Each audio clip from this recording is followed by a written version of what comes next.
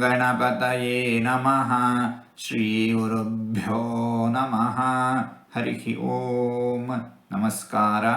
ಓಂ ಚಿತ್ರಕೃತ್ಯಾಯ ನಮಃ.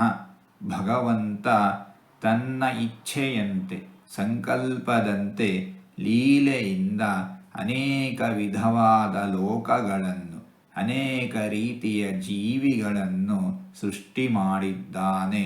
ಸೃಷ್ಟಿ ಸ್ಥಿತಿ ಲಯಗಳನ್ನು ಮಾಡುವವನು ಭಗವಂತ. ಸದಾಕಾಲ ಆನಂದದಿಂದ ಇರುವವನು ಭಗವಂತ. ಇಂತಹ ಭಗವಂತನನ್ನು ಚಿತ್ರಕೃತ್ಯಾಯ ನಮಃ ಎಂಬುದಾಗಿ ವಿದ್ವಾಂಸರು ವರ್ಣಿಸುತ್ತಾ ಇದ್ದಾರೆ. ಹೀಗೆ 4-6 ತೊದಲು ಮಾತುಗಳನ್ನು ಆಡಿದ್ದೇನೆ.